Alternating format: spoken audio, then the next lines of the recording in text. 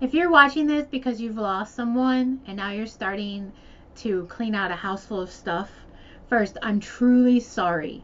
This part can feel really heavy, overwhelming, and emotional, and it's very common to not know where to start. So, before we dive in, one quick note. I'm not an attorney and I don't give legal advice. Probate rules can vary by situation, so always follow the guidance of your probate attorney and your local court. Alright, now, what I can do is walk you through a practical, step-by-step clean-out plan that helps families stay organized, reduces conflict, and avoids the biggest mistakes, especially when there's a home involved in probate here in Ohio.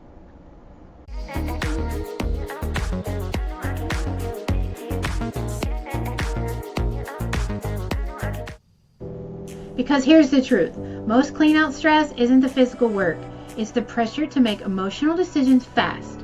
While family members have different opinions and different agendas and different expectations. So, in this video, I'm going to give you a simple system you can follow. Whether you're doing the clean out yourself, using an estate sale company, or bringing in a clean out crew, this will help you. So, first big rule, pause before you touch anything. Almost everybody wants to skip this. It's also the step that prevents the most problems later. Before anything is donated, trashed, sold, or handed out, pause and do two things first. Number one, take quick photos of every room. Just walk through and take wide shots. Living room, kitchen, bedrooms, closet, basement, garage, sheds, everything. Number two, make a simple starter inventory. This does not need to be complicated. A notes app list is fine on your phone. You're going to capture the big categories like bedroom set, tools in the garage, china cabinet, collectibles, the safe, important papers, things like that. Why does this matter? Because later, when emotions run high, this protects you from the most common sentence in probate. Wait, where did that go? That's not a good position to be in. So, part 2, set the goal before you start. Next, set the goal. You'll move faster and with less stress if you decide what the clean out is for. Usually your goal is one of these. Goal 1 is to prepare the home for an estate sale or donation pickup. Goal 2 could be prepare the home to be sold. Or 3 is to keep the home and just remove the personal items. Your goal affects your decisions. If the home will be sold, you're focused on clearing space, removing personal items, and getting it safe and clean, not creating a perfect memory museum. Part 3 is the pile system. Here's the clean out system that keeps things simple. I call it the 5 pile method. Everything goes into one of 5 categories. Pile 1, family keeps, personal and sentimental items like photos, keepsakes, personal letters, and family errands. Pile 2 is the heirs decide. These items are ones that need agreed upon. Everything with emotional value or potential conflict goes here. If you're not sure, this is your pile. Pile 3, sell. Items with resale value, furniture in good condition, tools, collectibles, antiques, anything you want an estate sale company that might want, that's your pile. Step 4, or pile 4, donate. Usable items like household goods, kitchen, decent furniture, and then you have pile 5, which is trash. Broken or unusable things. If it's damaged, unsafe, or truly beyond use, it's in your trash pile. This recognized system prevents the most common trap, moving piles around for weeks and weeks without deciding what to do with them. So, how to keep family drama from taking over? Because I know that's what you're thinking now. So let's talk about that part that no one wants to think about, family dynamics.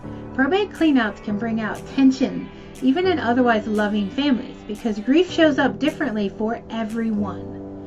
There are a few simple rules that can reduce conflict. Rule 1, put the process in writing, even if it's basic. A text message agreement is better than nothing. Something like, we're doing photos first, then we're going to sort using 5 piles, and we'll set aside disputed items for the group. That's fine. Rule 2, create a disputed items box. If 2 people want the same thing, it goes in the box, and you move on. No arguing in the moment. That's when things get heated. 3, use a fair pick system for personal items. For example, Okay, take turns choosing or assign numbers and rotate. It sounds silly, but it prevents resentment. 4, set deadlines. Open-ended cleanouts drag on and create more stress. A simple deadline like we'll choose personal items by Friday, and after that we'll move forward. Perfect. And here's a big one. If you're the executor, you don't have to carry the emotional weight of everyone else's grief. You're allowed to create a calm structure. Okay, now let's talk about estate sale versus donation versus cleanout crew. Let's talk options, because not every family should do this themselves. Option 1 is an estate sale company. This can make sense when there's enough value in the contents. Quality furniture, collectibles, antiques, tools. Estate sale companies can stage, price, sell, and clear what remains depending on their terms. Option 2, donation plus junk removal. This works when the value is limited, but the items are still usable. You donate what you can, then you remove the rest.